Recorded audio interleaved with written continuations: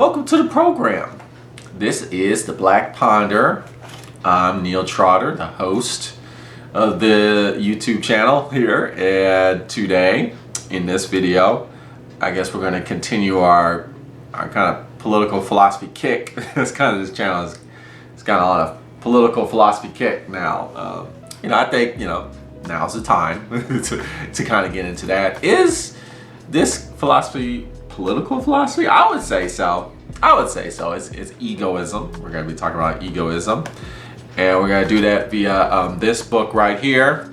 It's called The Idler's Manifesto and Other Egoist Writings. So it's included some supplementary writings, and it's by Alexander Hope. First of all, I want to say that this book was sent to me for free, so that's cool. If you're interested in having me talk about a book, feel free to send it to me. I love books, and particularly physical copies, so that's awesome. Thanks for that, the person that sent me this book. The thing is, like, it's a good book. I don't see anything illogical or unreasonable about it, but I will say I disagree with the philosophy, and we'll go into that. Egoism, as it is stated in this book, and I think the author does a good job explaining what that is. I would say, that's not really a philosophy for me. That's not my kind of philosophy. And I think if you look at the Black Ponderer, you'll kind of know. You'll know, Black Ponderer, he don't go down like that. So we're going to talk about why that is, right? And we're going to be talking about why that is, because in the Black Ponderer, what we do is we read quotes from the text, and then we just talk about it. I just pick quotes that I found very interesting that kind of describe some themes in the book that I find cool to talk about, and then the discussion continues down below if you like in the comment section. But here we go. Let's get started and let's get into it. We will begin at the introduction, which was written by Eric Bonhomme. Did I pronounce that last name right? Hope so. But this is page one. The third paragraph. Egoism is taking of ownership over oneself and the world around you as your own property, and the abolition of any constructs that subvert the individual's self-interest for that of a higher powers. So there you go. It just explained it to you right off the bat. And then I skip to the next paragraph, same page. That is the defining feature of the egoist, a unique being that owns itself, and as a consequence of that and the material conditions it exists under, naturally seeks to further its own cause. So, that makes sense. And that in and of itself, I don't disagree necessarily with it. I understand, we live in a world where you really don't kind of have autonomy of yourself, ownership.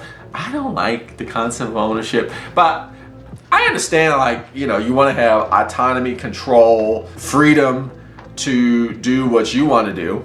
I get that, and I know that we live in a world where that's not really that a thing, or that's not encouraged.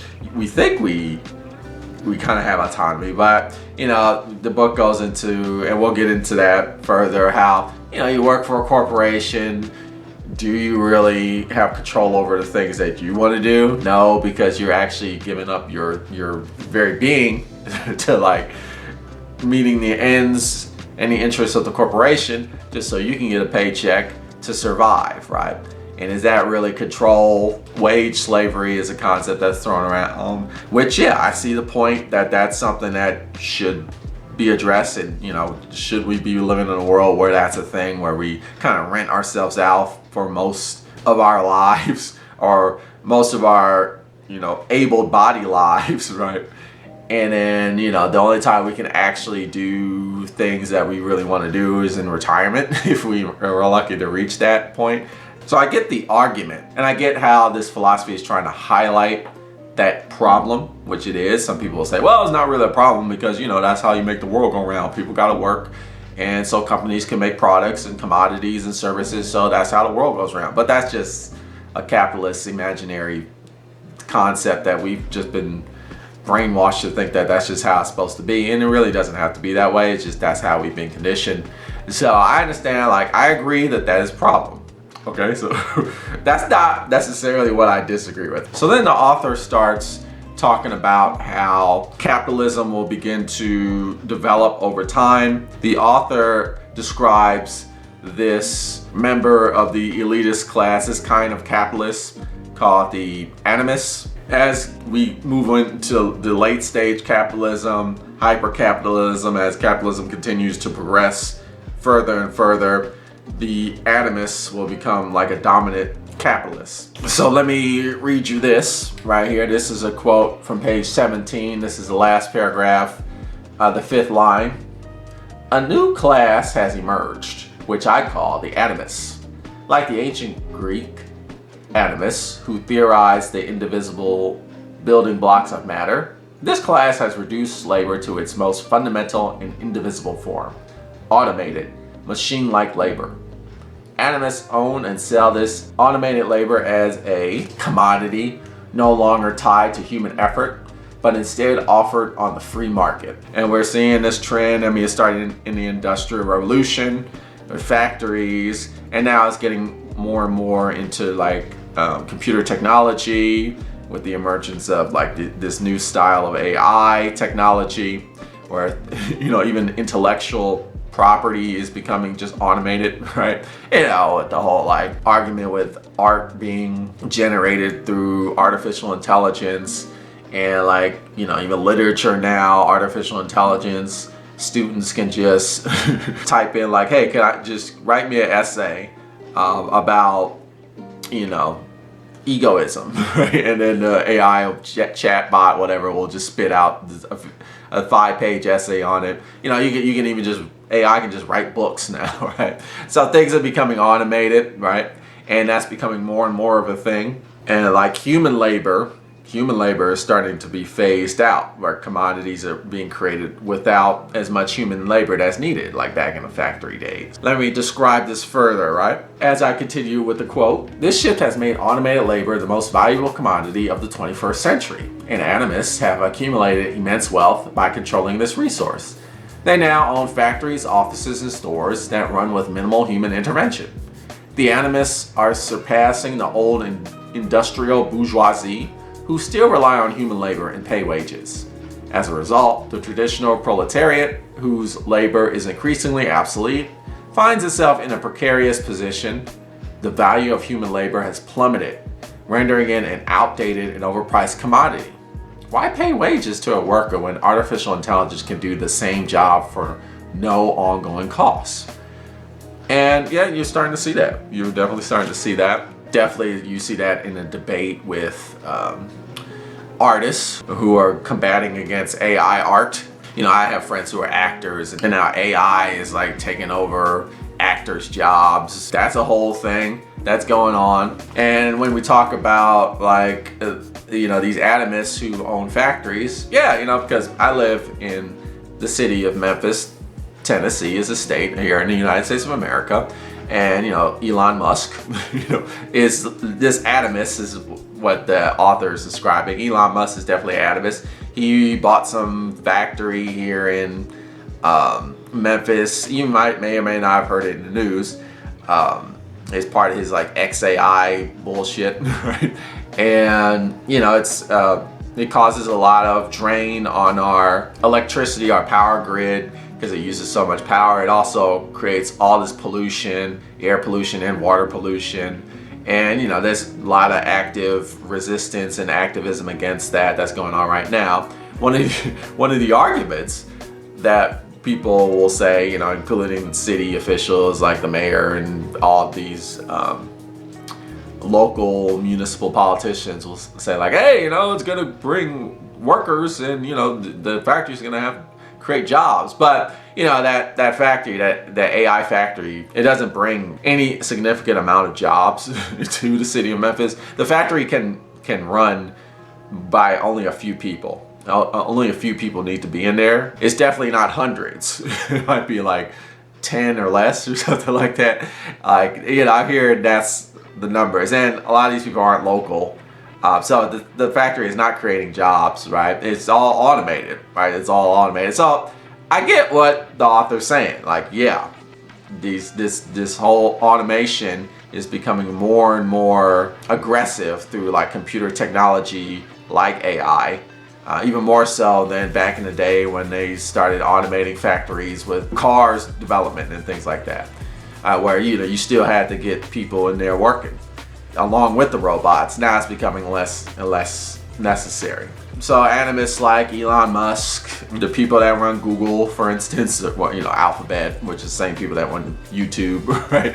All these social media people are using AI and automation to like develop all these services and commodity products that are phasing out labor. Okay, very valid points. Not illogical, observant, yes, got it. I'm not in disagreement with that. I see that problem. I'll just continue with the text here. The proletariat is no longer the rightful owner of his own labor. And even if he does own his labor, the value of human labor is rapidly falling from his grasp. Essentially, the proletariat is the owner of a worn out, antiquated, overpriced commodity called human labor, which the animist bourgeoisie is no longer interested in purchasing.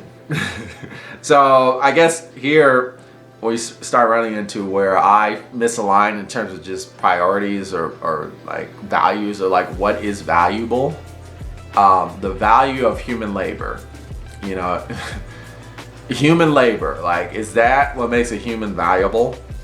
Like, I get it, right? You need to work to create goods, products, and services. I get it. Like, you need to to build infrastructure, there needs to be labor, and to like grow food, you need to have labor. I understand that, right? I get it. But these are things that are necessary to survive, absolutely. But there's this other layer to live, right? To live. I think that perhaps we associate too much value on just work or labor, right? I know it's important, but is it the thing that makes human beings valuable, right?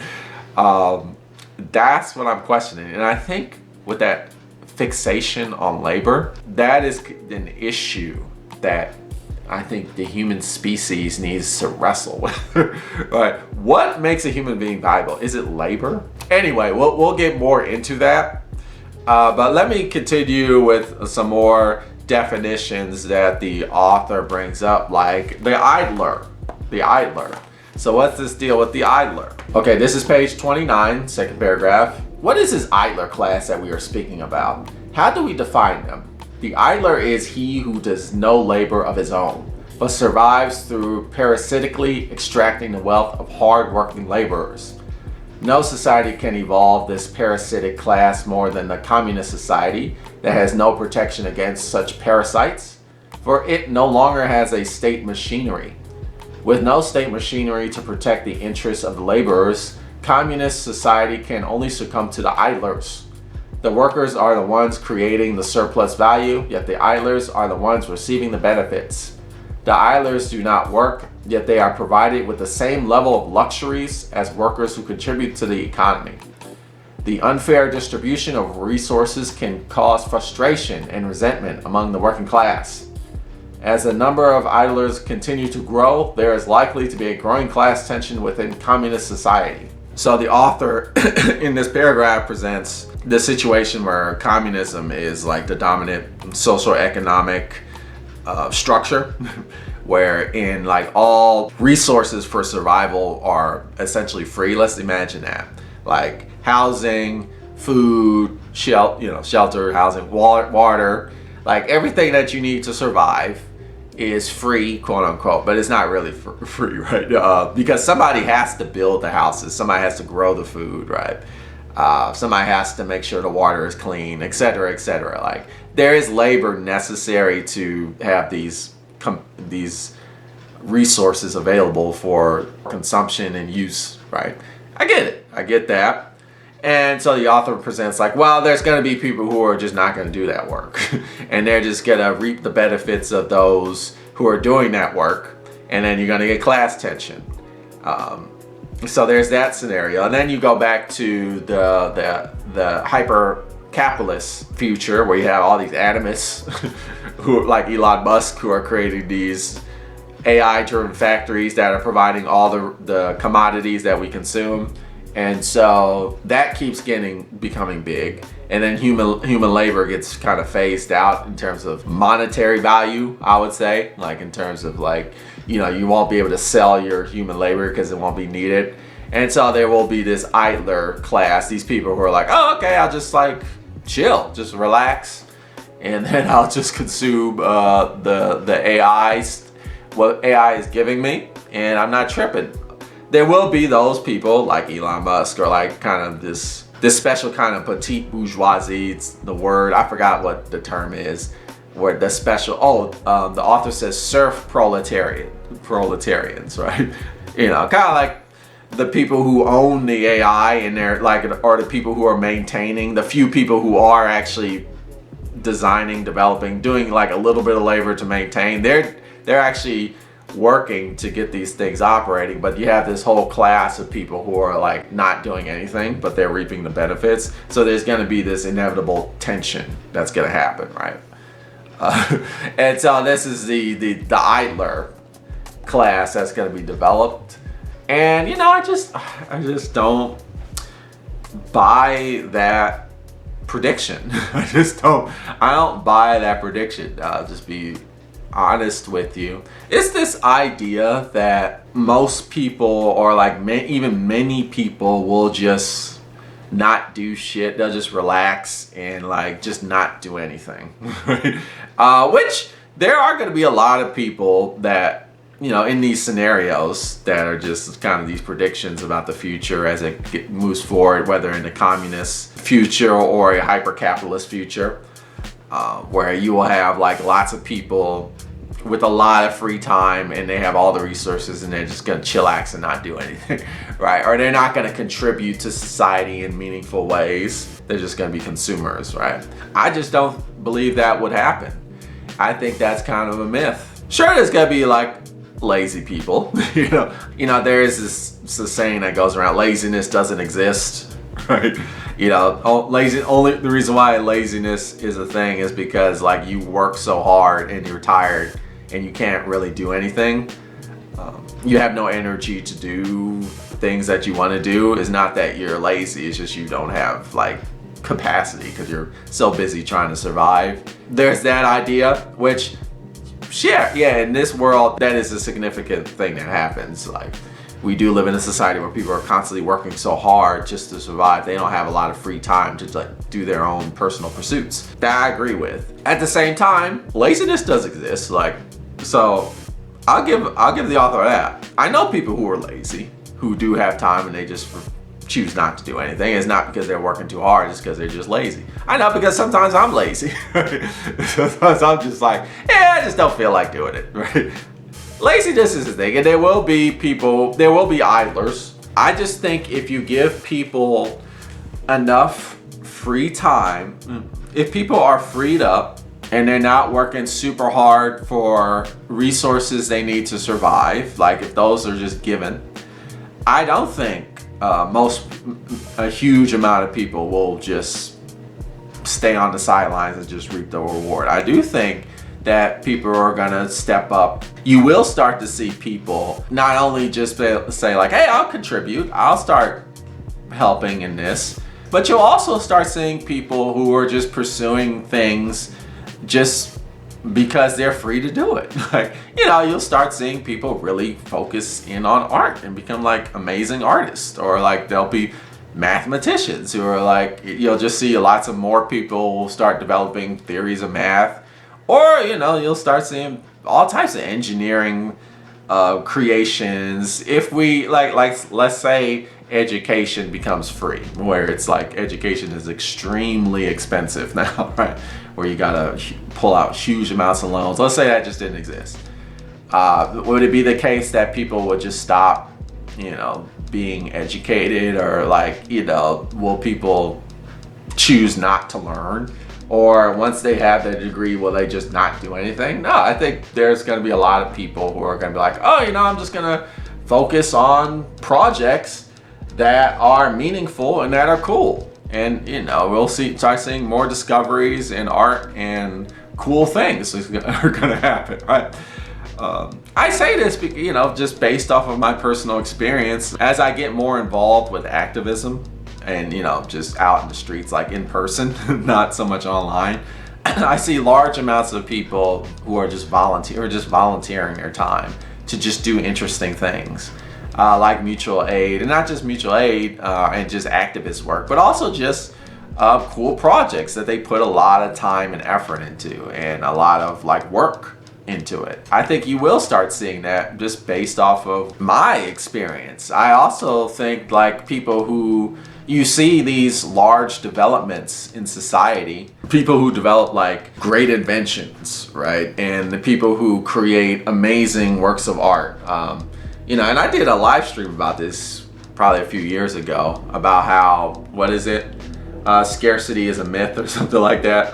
It's a live stream that I did, and I just talked about a lot of great people like Albert Einstein and Tesla and Isaac Newton, people who just had a lot of free time, and really didn't have to worry that much about money because either their significant other was helping them out, or they just inherited a lot of wealth and they didn't have to worry about that, like Isaac Newton, where he literally just shut himself in and just developed calculus because he didn't have to work. He didn't have to do a day job. He just was free to do it. You're gonna see a lot more of that. People like Bill Gates, who had access to a lot of computer education at a very young age and was able to just quit college because his family just had spare rooms that he could use, and he just worked on MS-DOS and Windows and just doing it because he loved it, not necessarily because he was trying to get rich off of it.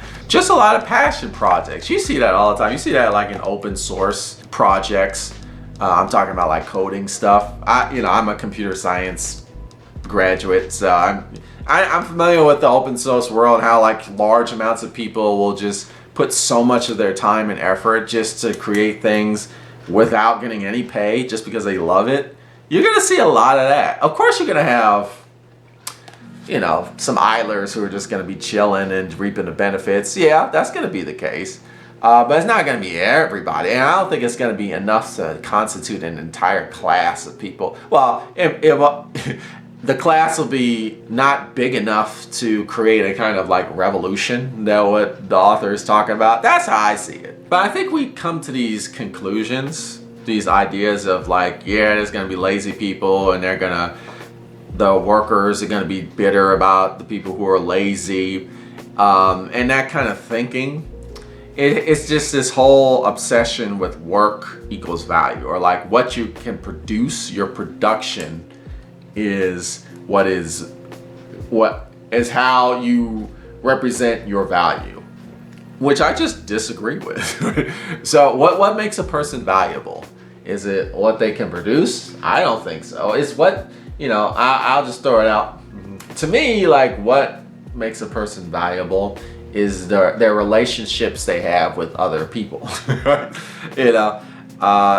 one of those people who, not only do I think everybody has innate value, absolutely I think that, but it's more than that. It's the relationships you have with other people are what make you valuable. It's what you do in relation to everybody else. And that can be labor. That certainly can. You are contributing something to society, and so now you form a relationship, but it doesn't have to be that. That's one of many kinds of relationships. Let's get back to the text. This is page 33, second paragraph. Automation, although it may help alleviate some of the major symptoms with an economic crisis in the short term, becomes an even more problematic issue in the long term because it causes a greater influx of idlers, thus shortening the demand for labor that has been automated. In other words, further automation only increases the length, time, and conditions of an economic crisis cycle due to shortage of certain labor in some industries. So that's what I was talking about with the author sees this as a problem in like communist frames of society and capitalist frames of society. Like he sees this as a problem in both, which we talked about. Therefore, this is the ironic contradiction. The productive forces are the most colossal they have ever been, but the people that man and utilize the means of production are at an all-time low. And I wrote a little note here. Let me read you my note. Only the most colossal, right? Because of this obsession with production equals value, right? And again, like, I get it. I understand, like, you need resources to survive. Food, shelter, I would go further and say education, healthcare. I get it. And those require labor, even like infrastructure, streets, bridges, like, transportation. Somebody has to work to make those things happen. So I'm not saying labor is not valuable. It's very valuable. It's critical, sure. But that's not the only thing that makes life worth living. And I think that's where I also disassociate, or I disagree with like some of these leftists, or like I guess a lot of these communists will not even call themselves leftists. Like they consider that an insult. Like Marxist Leninists and things, people like that. Where even like within communist frameworks, which the author brings up, there's this obsession with labor. Like that's even like the working class. Like the one thing that unites us is that we're laborers and we're working citizens, right? And that's the one thing we can relate to each other. It's like, no, that's not the only thing that unites us, right? What else unites us?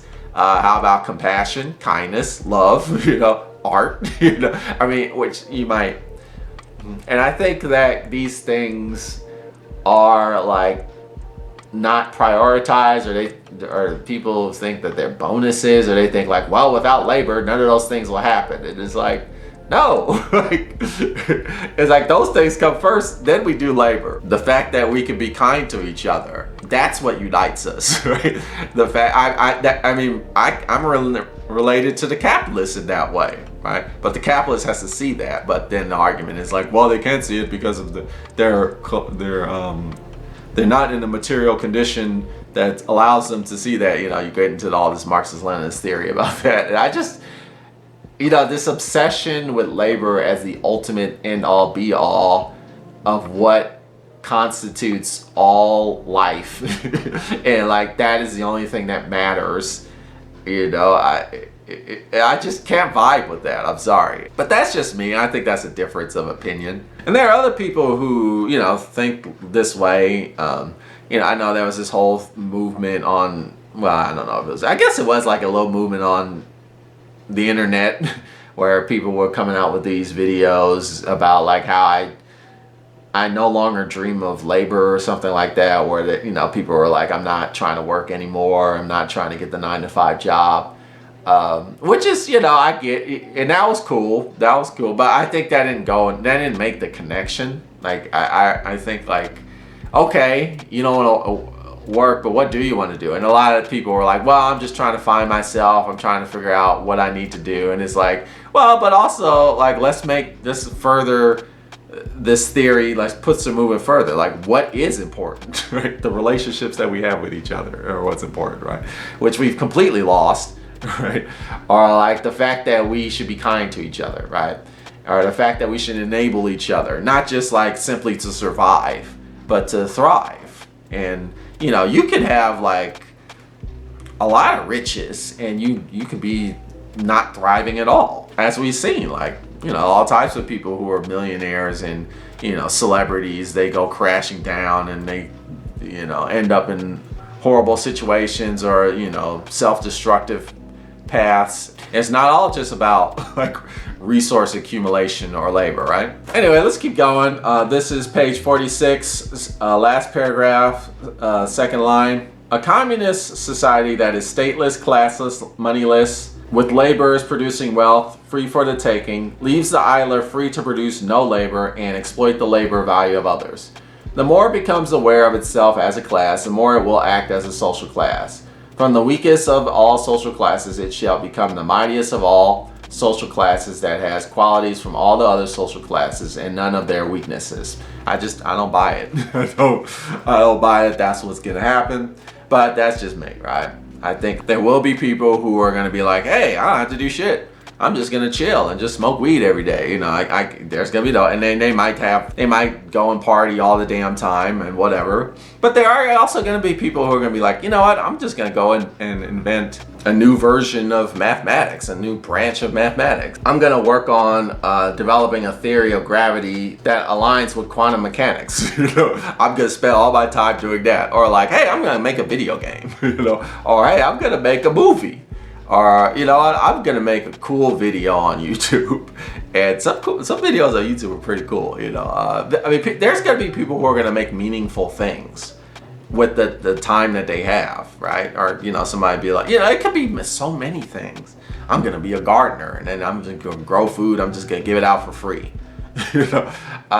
Which I've seen that happening now, where I'm in a lot of my activist spaces. There's people who have community gardens and they just dedicate their time and they do that. You'll just see more of that. Again, like, sure, you're gonna see lazy people.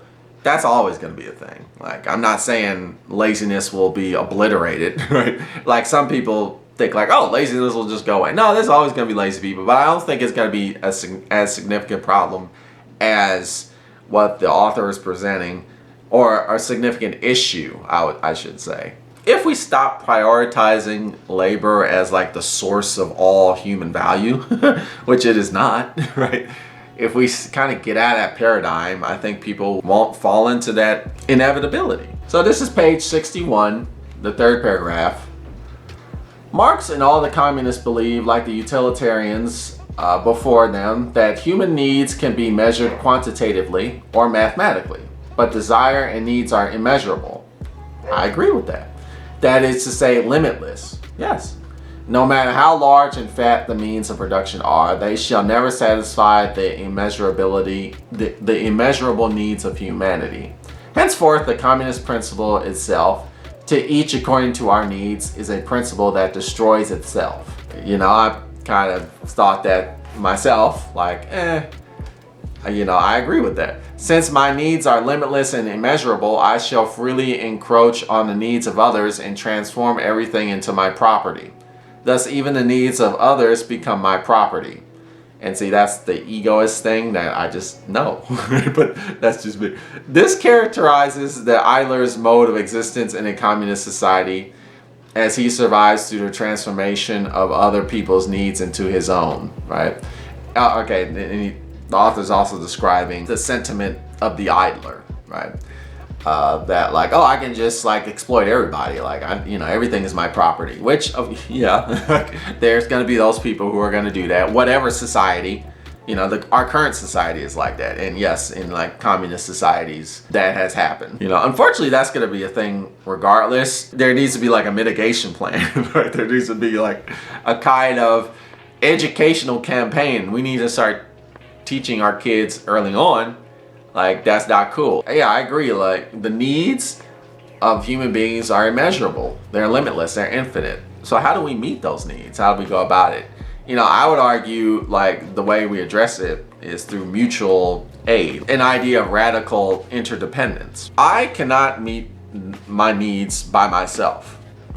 That's what I think. Some people would argue like, well, you can meet your needs. Like, well, I can survive, but I have interests and values and dreams and goals, right? That they're not going to be achieved on my own. That's kind of the nature of the human being, right? We need each other to achieve our goals, our dreams, our values, right? We can't do it on our own, right?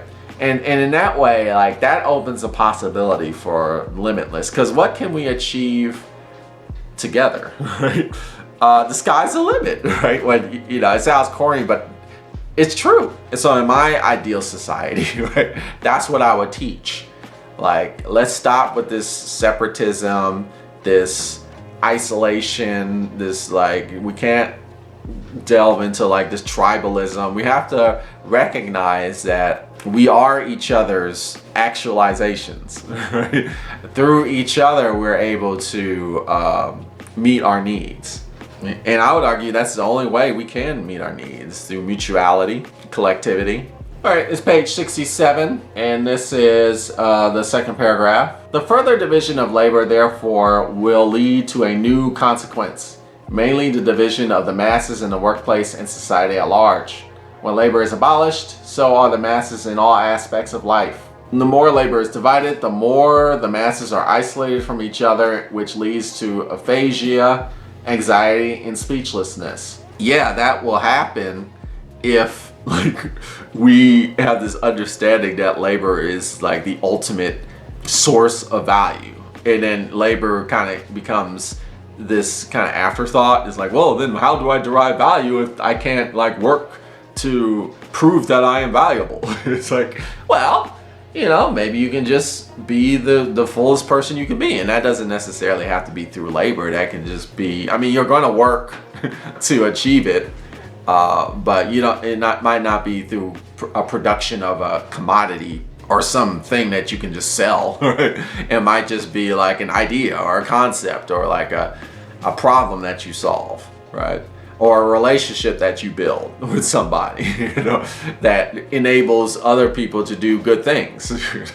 And what do I mean by good things? Like by, fostering people's ability to be who they are. I'll keep reading. People have lost the ability to organize union strikes because all they know in their life is isolation. Well, that's true. After years of being stranded on an island, Robinson Crusoe could scarcely be recognized and found it difficult to communicate and reintegrate with his own people.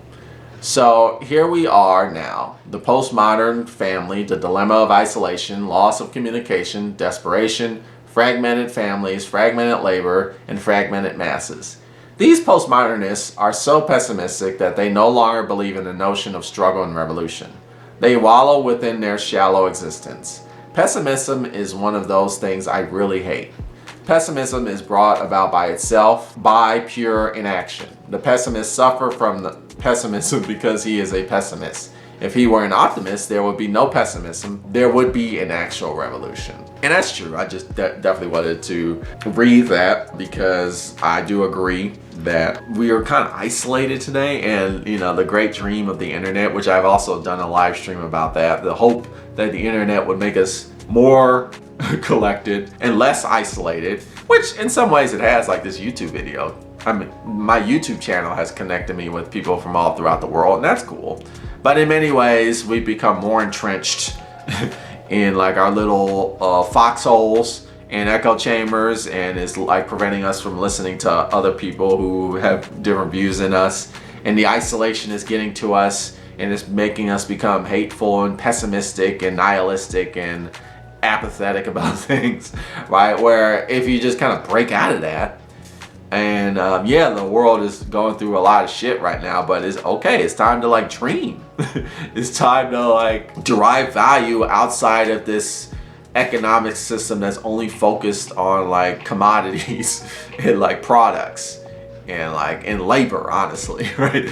It's believing that human beings can still be kind and compassionate to one another. That's still a thing that can happen, and that those things are what's going to get us out of this shit that we're in now. Being kind and compassionate. I know that's out of fashion today. That's weakness. That's being woke. When you're I actually care about this human being. I don't want them to die just because they disagree with something that I think. Right? All right. I care about this person even though I don't know them. Right? Or they live a certain way that I'm not used to, right? I can still be kind to this person. Those things are out of fashion, but we can go back to that, and that's the way we got out of this problem that we're in now. And to be honest with you, I used to, you might notice my output of YouTube videos have slowed down. And that's because, I've kind of spent less time on the internet and more time just in person, getting to know human beings that I don't really know or that don't really associate with that much. I'm starting to interact with more different kinds of people through activism and grassroots organizing and things like that. And it's, you start developing hope. And like you do start developing like dreams and values that go beyond like just labor, right? And just like getting rich. Again, like money is important to have in this world. Unfortunately, you need to buy the things to help you survive. But forming relationships, with real relationships with people, is how we get out of the shithole that we're in now. And the internet will not save us. Unfortunately, the internet is not our Superman. It will not save us, unfortunately. Let me read you this quote on page 70. The idler's dictatorship is responsible for enforcing the serf proletariat to develop automations that are able to do most essential labor for them, until there comes such a time when human labor is no longer a necessity, as it has been replaced by automated labor. When this occurs, the idler's exploitation of the serf proletarian's surplus value will become an absurdity. The serf proletarian will say to himself, "Why do I continue to toil in the heat of the sun when automatons have replaced human labor, and when I can have a city for myself as an egoist master?" The serf proletarian will cease his labor and henceforth cease to exist as a social class. With the death of the serf proletarian, the idler, who always relied upon the serf proletarian's labor, also becomes extinct as a class, and alongside it, the state machinery and the dictatorship of the idlers also withers away. So again, that's like a summary of this idler's revolution that the author is talking about. And I'm gonna read page 71. This is second paragraph, 6th line. The laborer must regard the product of his labor as his own product rather than the product of the bourgeoisie or the product of a collective communist society. Again, criticizing both communism and capitalism. It is only when I regard the product as solely mine that wage labor and capital are totally made extinct. And again, I just ultimately disagree with that. I think we just have an obsession with ownership. And I just separate ownership from autonomy. These are two different things. Some people would argue like, well, you can't really be autonomous without like having possession of something, right? And no, I think you can. And I think things can be shared and be collective, even like labor.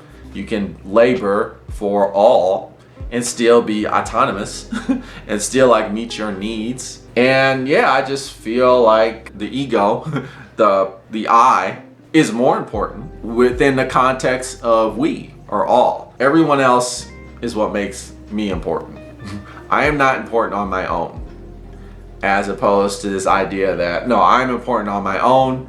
I need to figure out myself, and then once that happens, then I can worry about everybody else. Or like, I don't need to worry about everybody else. Or I only need to worry about other people to get my shit together. It's like, no, we get our shit together through the interactions with others, right? That's how we do it, right? We are radically interdependent of each other, right? We can't really do anything without each other, right? And I know that that's a very hard thing to accept, because we kind of grow up in this society where we're hyper individual.